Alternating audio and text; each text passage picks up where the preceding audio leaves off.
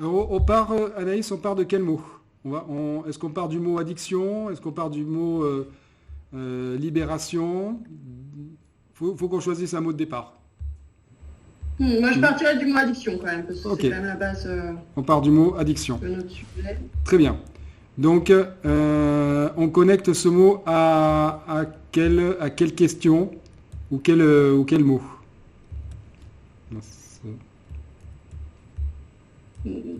Bah, peut-être déjà sa définition. Ok, très bien. Donc, définition. Ok. Alors, Hmm.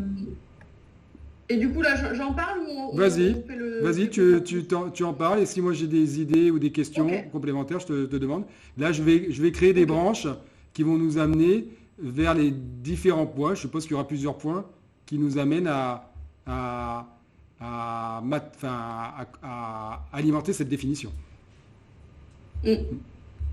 Alors, alors, moi, j'ai quand même choisi de reprendre la définition de l'OMS Oui, et de pouvoir peut-être en discuter. Donc, l'OMS, quand elle parle de l'addiction, elle parle d'un syndrome pour lequel la consommation d'un produit ou un comportement devient une exigence supérieure à celle d'autres comportements qui avaient auparavant une plus grande importance.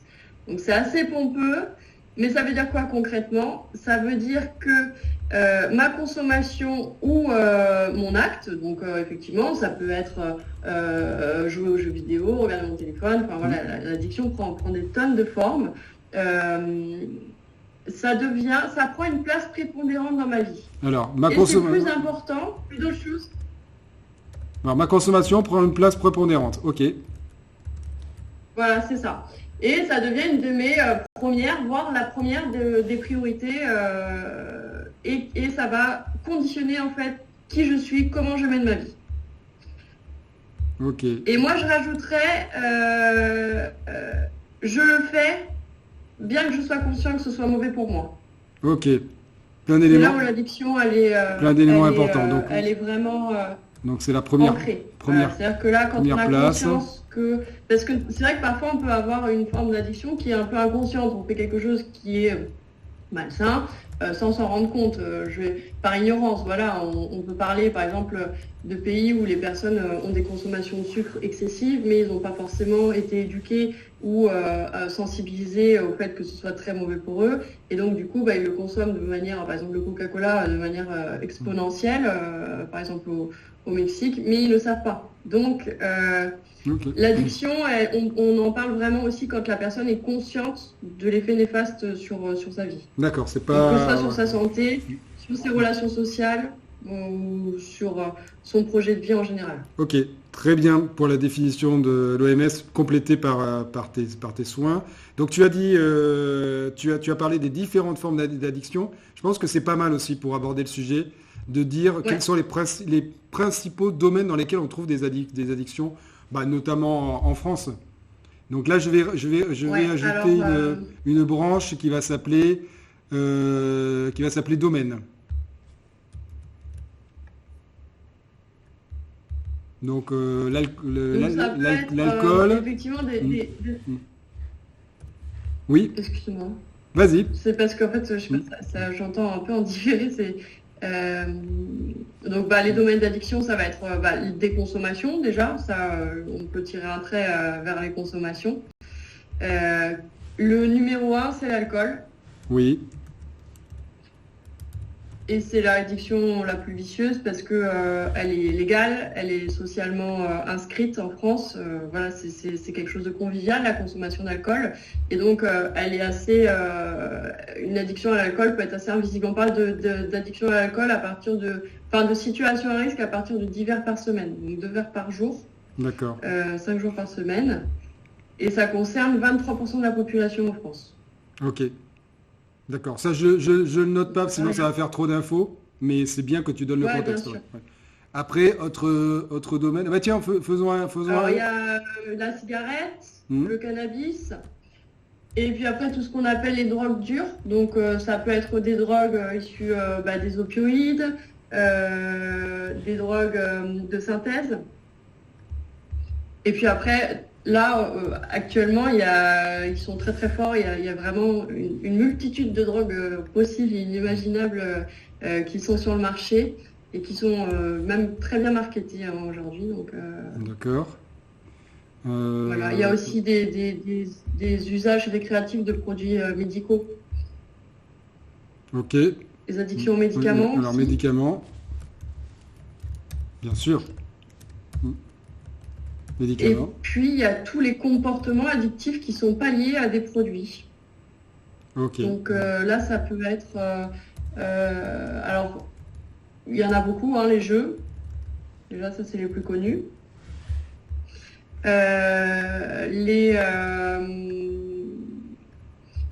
Et aujourd'hui, il y a le téléphone, Internet, Alors, les jeux on va dire vidéo. ouais, on n'a qu'à mettre les écrans. Comme Ouais, ça, les écrans, voilà, les tout ce qui est écrans. écran. Ok. Et, après, voilà, moi, par exemple, j'ai vu une fois une situation d'une personne qui était accro au soufre qu'il y avait au bout des allumettes. D'accord. Là, Elle ne pouvait pas s'en on est vraiment sur des niches, quoi. Voilà, Oui. là, Oui. il y a des personnes qui... Après, il y a des addictions qui sont vraiment Très spécifique. Ouais. quasiment Mm. individuelles, Oui. voilà, où là, Ok. ça va Ouais. être des comportements Mm. problématiques. Ok, très bien.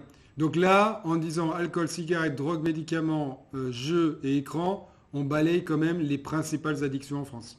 Ouais, Ok, oui, je très bien. pense que là, on est Mm. à 90-95% des Ok. addictions. Bon, on est bien. Pour une carte mentale, on est très bien. Euh, donc, on avait donc, les domaines, on a la définition. Est-ce que, bah tiens, tout à l'heure, quand on faisait la blague là, sur le, sur les voyages, à partir de... Alors, est-ce que dans chaque domaine, tu disais l'alcool, on considère que tu parlais de Oui. consommation de divers par jour? Non, pas par jour, par semaine, non, je sais plus. Ouais. Divers par semaine. Par semaine, ouais, c'est ça. Oui, Divers par jour, là, oui, oui, déjà, ça commence à ouais. être une bonne consommation. En, en fait, chaque... oui, je suppose qu'il y a des référentiels pour pour chacun des domaines. Alors, Oui. pas Mm. exactement. C'est Ouais. là où Ouais. c'est quand même, c'est quand même une question de ressenti. C'est-à-dire que on parle d'addiction à partir du moment où une consommation, quand on va parler de consommation par exemple, ou un comportement euh, va poser ce problème de euh, je mets ma vie entre parenthèses pour répondre à ce comportement ou D'accord. pour aller vers la Ok. consommation. On va parler Mm. uniquement de consommation peut-être pour que ce soit Mm. plus clair, mais par exemple, c'est vrai que après pour les consommations, il y a des indicateurs de santé dans le sens où derrière il y a pour l'alcool par exemple. C'est pas forcément le fait d'être addict qui fait que aujourd'hui la Haute Autorité de Santé a défini à divers par semaine. C'est plutôt parce qu'à partir de ce seuil-là, ça a posé problème au niveau de notre santé. Ça va générer des problèmes hépatiques, ça va générer des problèmes de circulation sanguine, cardiovasculaire, etc. Donc, les organisations de santé, elles évaluent plutôt à quel moment une consommation va poser problème pour le corps. Mais le mécanisme psychique de l'addiction, lui, il n'est pas forcément soumis à certains seuils. Ok, très Parce bien. que quelqu'un peut boire beaucoup sans forcément être addict. Ok, Même si, donc bon, il y a l'approche c'est rare. sanitaire Mais pure voilà. et l'approche dépendance mentale. Voilà, c'est ça. Ok. Et la notion de dépendance, alors pour le coup, c'est peut-être aussi utile de bien le comprendre. Elle se différencie de la notion d'addiction. Donc peut-être qu'on peut aussi tirer un trait Mhm. sur cette carte mentale parce qu'en fait la dépendance, elle intervient au moment où en fait on arrête, on se met en sevrage. Donc quand on arrête soit sa consommation, soit son comportement. Et là on va avoir soit une dépendance psychique, donc c'est-à-dire qu'on va avoir un comportement inadapté. Par exemple, l'exemple typique, hein, quand on arrête de fumer, on devient particulièrement irritable. Mhm. avec des humeurs qu'on n'aurait pas si on n'avait jamais fumé. Donc là, c'est un signe de dépendance. Et puis, il y a la dépendance physique aussi. Et la dépendance physique, là, c'est tout ce qui est syndrome de manque. Donc, quand on va commencer voilà, quand on arrête, par exemple, l'alcool, hein, quand on a une consommation extrêmement régulière et importante, il y a des très gros risques de syndrome de manque qui va se manifester par des fièvres, des vomissements, un malaise général, voire même ce qu'on appelle un délirium tremens. Donc là, c'est vraiment la forme la plus grave avec des hallucinations, avec en fait le cerveau qui se met vraiment en danger, quoi. Oui. Et ça peut même amener à un décès. Donc j'en parle aussi parce que c'est important de le comprendre. Et de comprendre qu'on ne peut pas arrêter une addiction et se sevrer tout seul. Oui. Voilà, il y a besoin, sur une dépendance physique, d'être accompagné parce qu'il y a vraiment des mises en danger. D'accord. Pas pour, par exemple, pas si on essaye d'arrêter les écrans quand même. Alors si on essaie, ça sera plutôt une dépendance psychique. Donc là, oui, il risque d'y avoir des irritabilités, mais on n'aura pas ce... Non, oui, c'est-à-dire que... La dépendance physique, c'est que pour les consommations de produits, ouais. D'accord. Oui, on ne s'injecte pas encore des pixels dans le sang. Non. Ok, compris, j'ai compris. Non, là, ça va, on est safe à ce niveau-là. On risque peut-être d'avoir des crises de nerfs, mais ça n'ira... Voilà, ce sera pas un syndrome physique. Mais alors finalement, tu me dis si ça ne te convient pas, mais que par rapport à la première promesse, qui est de qualifier quand est-ce qu'il y a un phénomène d'addiction, avec les éléments là qu'on vient de donner, on l'a rempli cette première promesse. Là, oui, avec ce que tu nous as dit, définition de l'OMS, la consommation de l'objet prend une place prépondérante.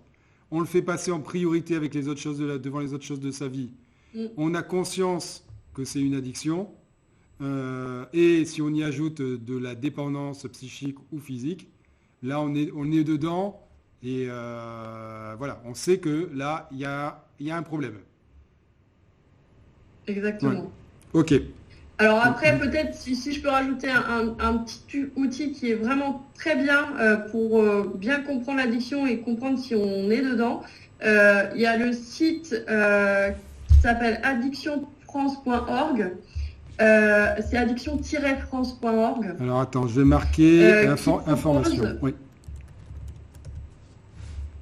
Addiction-france.org. Addiction au pluriel. D'accord.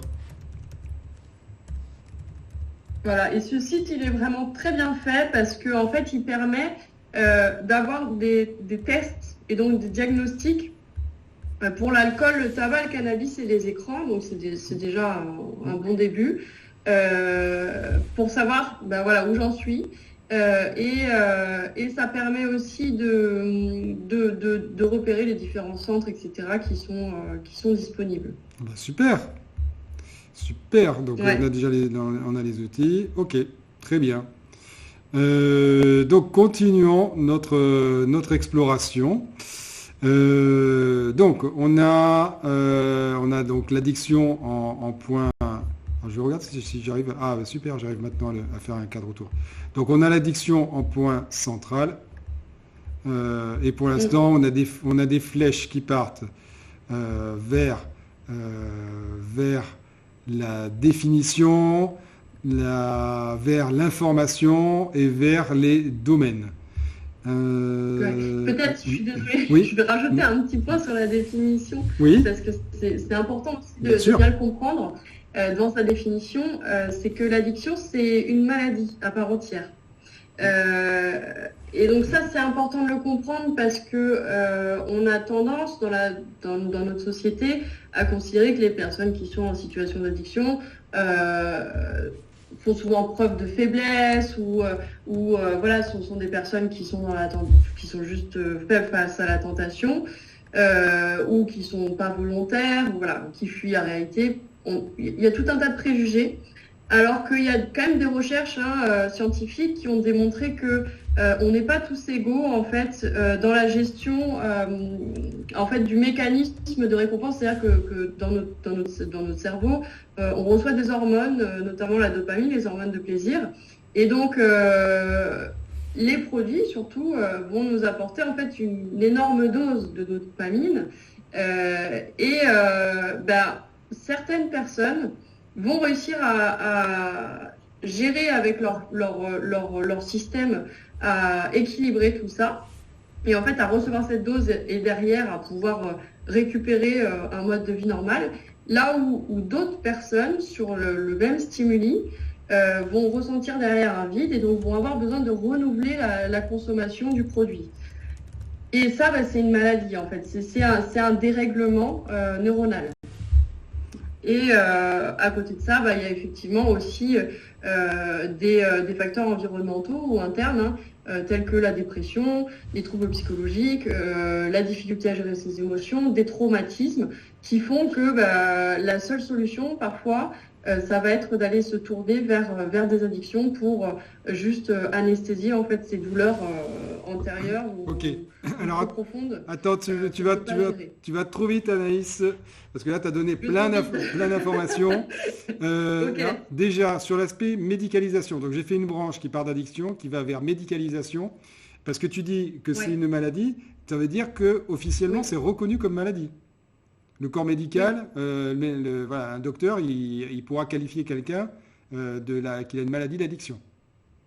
Oui. Ok, ça c'est officiel. Ok, donc ça, j'ai tiré j'ai créé la branche. Après, tu parlais donc du fait que les comportements addictifs créent de la dopamine et que justement, c'est parce qu'on a déjà un mal-être déjà présent qu'on se tourne vers l'addiction pour avoir de la dopamine facilement, à bon compte. Voilà, alors il y a plusieurs chemins en fait, mais effectivement, il y a, en tout cas, ce qui est sûr, le point commun à toutes les addictions, c'est qu'on va avoir cette dose de dopamine en plus. C'est noté. Alors justement, là je marque chemin, tiens. Je marque le chemin ou les chemins qui mènent à l'addiction.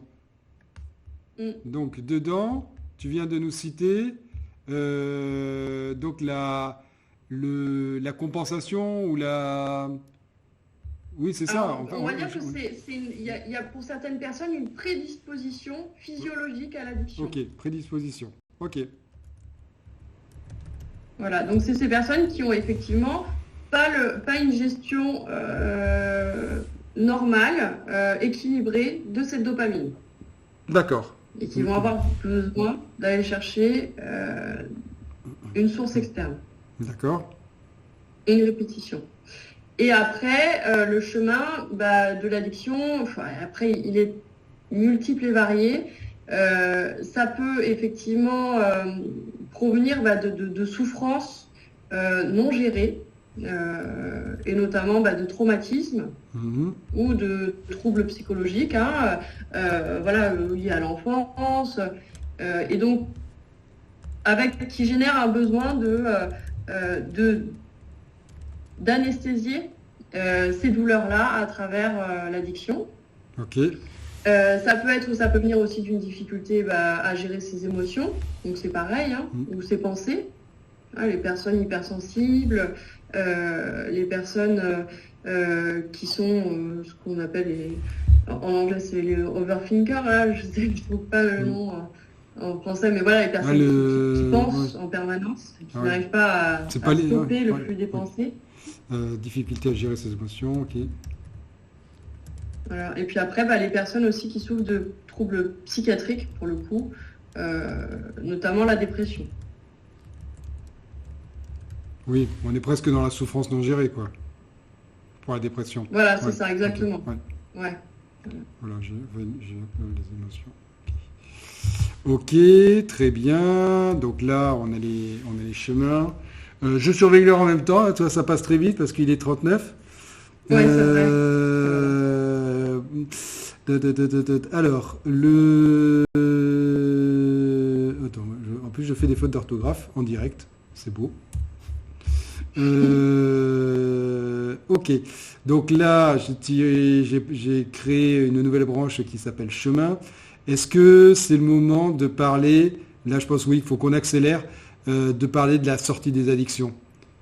Donc tu disais tout à l'heure, par exemple, Oui, l'accompagnement, voilà, si je crée une branche qui s'appelle voilà. sortie Alors ou la solution. sortie,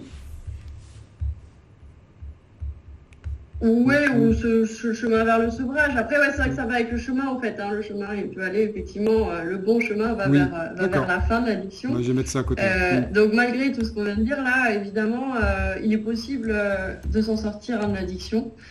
Mais c'est un long chemin. Et effectivement, moi, je ne peux que conseiller aux personnes qui souffrent d'addiction de s'orienter vers des professionnels parce qu'il est extrêmement difficile de sortir d'une addiction seule.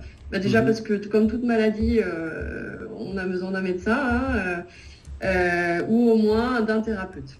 Ok. Donc, il y a des professionnels qui sont très bien qualifiés pour tout ça, notamment les psychiatres. Alors, les psychiatres, c'est vrai qu'on peut avoir des peurs, on peut avoir des appréhensions, on peut penser que c'est pour les fous, mais les psychiatres sont des médecins avant tout et ils sont là aussi pour accompagner les personnes qui souffrent d'addiction, puisque, comme on l'a dit, c'est reconnu comme une maladie, notamment une maladie psychiatrique. Il y a aussi des psychologues. Donc, il y a des psychologues qui sont plutôt d'orientation psychanalytique. Là, ils vont plutôt accompagner les personnes sur quand on sent qu'on a un traumatisme ou quelque chose lié à l'enfance qui n'est pas réglé. Il vaut mieux aller voir un psychologue psychanalytique parce que ben, voilà, ça peut être la source de l'addiction, comme on l'a dit. Ou bien un psychologue de thérapie cognitivo-comportementale. Donc là, c'est un psychologue qui va vous accompagner sur une durée plus courte sur un format en fait où on va travailler sur les émotions et sur les pensées répétitives. Ça qui, tous ces mensonges qu'on s'est créés pour entretenir l'addiction. Euh, et voilà, faut surtout pas rester seul. Il faut aussi en parler autour de soi parce que c'est important d'expliquer bah, sa démarche, de se faire accompagner, d'avoir aussi un entourage qui soit sain. Et donc à un moment, bah aussi, il faut lâcher l'entourage malsain qu'on s'est créé parce que souvent l'addiction elle va avec tout un mode de vie, un entourage qui est pas forcément encourageant pour arrêter. Donc il y a un travail de deuil aussi à faire. Hein. Mhm. Et puis bah, c'est un engagement sur le long terme. Ça, il faut être conscient que sortir d'une addiction, Ok. c'est pas qu'une phase de sevrage qui dure 3 semaines, mais c'est très très long et ça peut même sur certaines addictions être bah, durer toute la vie. Hein, mais après, ben, voilà, on va chercher d'autres plaisirs et d'autres bonheurs dans la vie qui font que ben, l'ancienne addiction, elle vaut plus du tout le coup. D'accord. Donc j'ai marqué travail sur le long terme. Ok. Oui, Je repense à un truc là tout à l'heure. Ça me semble bien quand même de le mettre sur la carte. On a des chemins qui font tomber dans l'addiction. La socialisation fait tomber dans l'addiction parce que la cigarette, c'est typiquement ça. Et même l'alcool. oui, Ouais, exactement. et c'est pas la socialisation, il n'y a pas d'une souffrance, c'est un besoin de base de l'homme d'être intégré dans des groupes sociaux. Donc, Oui, oui, mais après, qu'est-ce qui mm, va faire qu'une personne peut boire un verre entre amis et fumer une cigarette entre amis le samedi et puis pas y repenser le dimanche, oui, et puis qu'une autre personne va bah, mm, avoir, voilà, si elle fume une cigarette, elle sait qu'elle va refumer le paquet.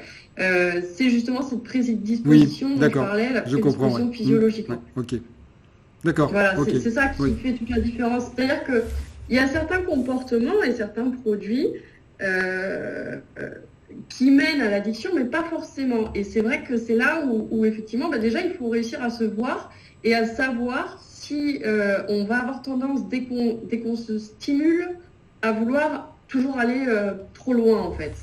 Là, ça parle en fait de cette prédisposition physiologique à pas gérer ce besoin de cette dose de dopamine. Voilà. ok, Et bah, pour certains, c'est tout à fait possible, hein, et il ne faut pas non plus diaboliser certains produits qui sont à usage récréatif, mais pas pour tout le monde. Voilà, c'est là où enfin, l'addiction, malheureusement, on n'est pas tous égaux, quoi. d'accord, ok, entendu. Donc je marque pas socialisation, mais on a très bien compris que c'est c'est en amont, quoi, en amont Voilà, c'est ça. des choses qui Par sont... contre, ça peut effectivement renforcer. Voilà, enfin, si à un moment on a, si C'est le cheval de on n'a Troie. qu'un groupe d'amis, Ouais. un groupe d'amis qui ne consomme que l'ensemble de notre groupe d'amis consomme une drogue, bah, ça va être très difficile de gérer sa consommation ou sa tentation. Ok, très bien. Donc 23h45, la deuxième promesse, c'était... donc la première, on l'a remplie. La deuxième, c'était comment inscrire sur le long terme. Là, tu nous as parlé d'un travail sur le long terme, de sortie des addictions. Enfin, en tout cas, pour certaines addictions et appliquées à certaines personnes, ça va être un travail sur le long terme. Là-dessus, donc ça, c'est en plus, ça, c'est la méthode sur laquelle tu bosses. Qu'est-ce qui est possible d'apporter de concret là ce soir sur ce travail de long Alors, terme? moi, j'invite les personnes à déjà se poser sur leurs objectifs de vie, parce que souvent on les met entre parenthèses en fait quand on est victime d'addiction. Donc déjà se fixer ses objectifs, et c'est pas si simple, c'est un vrai travail de se poser, de réfléchir à qu'est-ce que je veux vraiment, professionnel mais aussi personnel, et s'autoriser à rêver en fait. Ça c'est la première chose à faire. Pour sortir, voilà, pour s'imaginer une nouvelle vie. Et puis derrière ces objectifs-là, donc par exemple, je sais pas moi, je veux déménager, je veux changer de région et je veux me lancer. Bon ok, qu'est-ce que je fais? Donc, et après se fixer des sous-objectifs. Qu'est-ce que ça veut dire pour ma maison, comment je mène mes recherches, etc. Et en fait, il va falloir se créer des petites victoires, parce que ces victoires-là, ce sentiment d'avoir accompli quelque chose, ça va justement réactiver ce mécanisme de récompense qu'on a quand on est en addiction. D'accord. Et cette dose de dopamine, on va la retrouver comme ça. Il y a aussi se réconcilier avec le plaisir, parce que souvent les personnes qui arrêtent une addiction vivent un peu comme des moines. Ils sont reclus et puis ils savent plus qu'est-ce qui est bon, qu'est-ce qui est mauvais pour eux. Et il va falloir retrouver des sources de plaisir. Alors il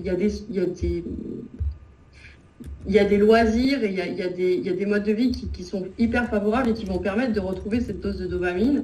Alors notamment, c'est sûr que c'est un peu plus compliqué que de boire un verre d'alcool, mais faire du sport, c'est vraiment un excellent moyen de retrouver du plaisir et de ressentir en fait dans son corps ce plaisir-là, chimiquement, je veux dire.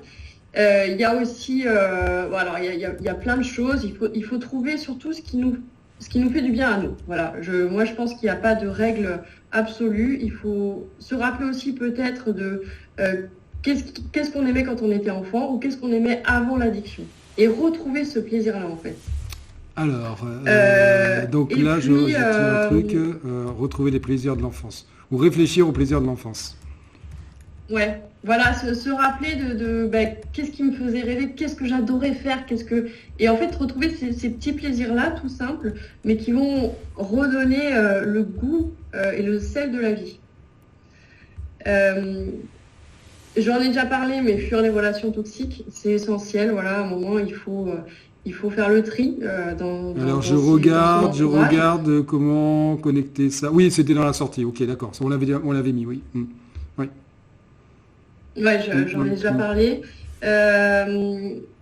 Et puis, ça, c'est un travail qui est difficile à faire tout seul, mais soit lire, soit chercher des sources sur Internet, etc. Ou alors se faire accompagner par un thérapeute ou par un coach pour apprendre à apprivoiser ses émotions et ses pensées quand elles sont trop envahissantes. D'accord. Alors tiens, justement, alors ça, Anaïs, ça me fait penser à un truc. Moi, j'ai lu quelques ouvrages sur le coaching et j'ai toujours été d'accord avec l'idée que quand on fait un coaching, l'éthique du coach, c'est de rendre son patient ou son client autonome. Et là, je trouve que c'est contradictoire de dire on va travailler sur le long terme et on va se faire accompagner d'un coach, parce que si on travaille sur le long terme avec un coach, on va pas être autonome, on va être dépendant de son coach. Comment concrètement tu le mets? Oui. Alors, le coach, ça peut être un point de départ, c'est-à-dire, c'est juste, en fait, le D'accord. coach ou le thérapeute, hein, même n'est pas voué à durer toute la vie. L'idée, c'est de réussir à juste se comprendre ses mécanismes et avoir les bons outils pour ensuite pouvoir se débrouiller tout seul. Et c'est vraiment D'accord. le travail du coach, hein. C'est en ce sens que ça peut aider même sur le long terme parce qu'à un moment, la personne, quand elle a compris comment elle fonctionnait, ben, elle aura les outils, elle aura les armes pour réussir à s'en sortir. Parce que même si effectivement il y aura toujours un combat interne, elle saura beaucoup mieux le gérer, elle sera maître à bord. Voilà. Ok. Donc le coach comme travail de fondement. Ok. Pour pas poser les fondations à un travail de long terme.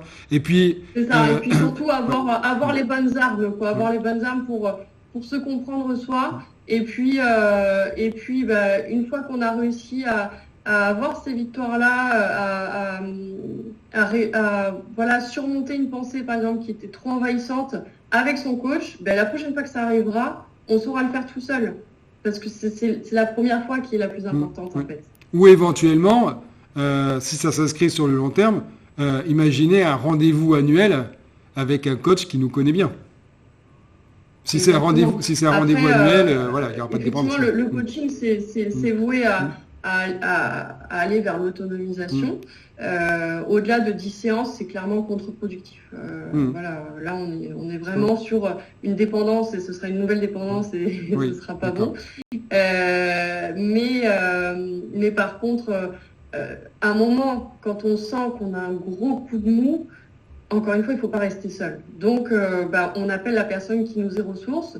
C'est un proche, c'est un coach, c'est un psychologue, c'est un médecin, c'est une personne qui va nous aider là. Voilà, il y a besoin d'avoir une ancre à un moment, et c'est pas pour ça qu'on perd son cap. Hein, mais oui, le coach ou l'accompagnant est là pour aussi à la fois autonomiser, mais à la fois rassurer et être une présence quand même qui, en cas de coup dur, est là. Ok. Donc là, je te redonne les branches qui sont créées autour du travail sur le long terme. 1. Définir les objectifs de vie avec tout ce que ça implique. Deuxième branche, trouver des sources de plaisir. Et en fait, j'aurais dû dire, c'est la première branche, c'est un coach ou un thérapeute en point de départ. Est-ce qu'il y a d'autres choses concernant le travail sur le long terme et gagner cette bataille du long terme? Après, ça va être justement, alors ce que j'expliquais, mais c'est entretenir les petites victoires. Voilà, savoir reconnaître et se satisfaire des choses qu'on réussit, en fait, des petites réussites. Et souvent, on se fixe des objectifs extrêmement hauts. Et voilà, là, c'est toujours entretenir cette quête de aujourd'hui, qu'est-ce que j'ai réussi? Voilà, la quête de la gratitude, ça crée quand même ce sentiment de satisfaction qui va aider au quotidien se sentir bien et avoir encore une fois cette décharge chimique dont les personnes addictes ont besoin. Et puis, j'avais pensé à autre chose. Objectif de vie, trouver des sources de plaisir. Alors, oui, après, bon, ça, c'est un dernier point qui est une source de bonheur très connue, enfin, voilà, qui est parmi les plus importantes. C'est quand on peut le faire, hein, de pratiquer tout ce qui est en lien avec la solidarité, en fait, d'aider l'autre. Okay. Alors, que ce soit à travers des associations, que ce soit à travers son travail, à travers simplement avoir un petit moment avec sa voisine, peu importe. Donc les activités altruistes. Voilà. Être altruiste, l'altruisme, ça déclenche énormément de sentiments de satisfaction. Et du coup, ça permet aussi à un moment, quand on s'occupe des autres, et moi je l'ai énormément vu, du coup en clinique psychiatrique, je voyais beaucoup de patients qui s'occupaient des autres et c'était souvent eux qui s'en sortait le mieux en fait Ok, ouais, et qui guérissait plus vite. Parce que ce sentiment-là, ça permet de, bah déjà, on se refait confiance, on se valorise, on se sent mieux avec soi, et puis des fois, on relativise aussi un peu ses problèmes. Et tout ça, bah, ça génère, enfin, voilà, c'est pour moi une des clés de la réussite sur le long terme. ok. Alors, j'ai une proposition à te faire. Donc, on a démarré ces 24 heures avec l'expérience de pleine conscience. Oui, Travailler sur la pleine conscience. Alors, on va me dire que je le vends à toutes les séquences, hein, mais parce que j'en ai aussi parlé à Adeline dans la séquence d'avant, là, à la fin. Mais ça me semblerait drôlement bien, ça, pour travailler sur le long terme, oui. Alors d'apprivoiser la ça pleine aussi, conscience. effectivement, la Oui, méditation, hmm, oui, c'est un très bon hmm, outil. Euh, alors, c'est un très bon outil comme beaucoup, en fait, comme le sport, comme le yoga, mais il faut y adhérer. Voilà, c'est pas forcément évident d'accord, ok. Hmm. pour tout le monde, mais c'est indéniable que c'est des pratiques qui est une des plus efficaces pour beaucoup d'ailleurs, pour guérir de beaucoup de troubles. Hein. La méditation pleine conscience est fortement recommandée et tu fais très bien d'en parler. Ok. Très bien. Donc là, il est 23h56. Alors, bon, forcément, on s'était donné une triple promesse au départ. On, Oui. on en a fait déjà deux, c'est bien. Bon, on en avait une troisième, puisqu'on on s'était dit, tiens, on pourrait jouer à un jeu de rôle sur comment approcher une personne qui a déjà une addiction. Mais disons que bah, ça sera pour une prochaine fois. Et Ouais, avec grand plaisir. voilà. Et en attendant, alors si vous avez été convaincu donc par l'approche d'Anaïs, eh bien, comment on fait, Anaïs, s'il y a des personnes qui ont été convaincues pour te contacter. Alors, je vais enlever la carte mentale. Je te l'enverrai d'ici ce week-end, Super. le travail qu'on a fait. Donc je vais remettre le plein écran pour la fin de la séquence. Hop, donc ça va marcher comment? Donc je vais enlever, hop, hop, hop, hop. La carte elle est là, j'enlève la carte, je redimensionne. Ah oui, oui, il faut que j'aille sur plusieurs, hop, faire plusieurs manips en même temps. J'ai perdu, voilà, zoom il est là. Hop, super. Alors, je fais comme ça, je redimensionne.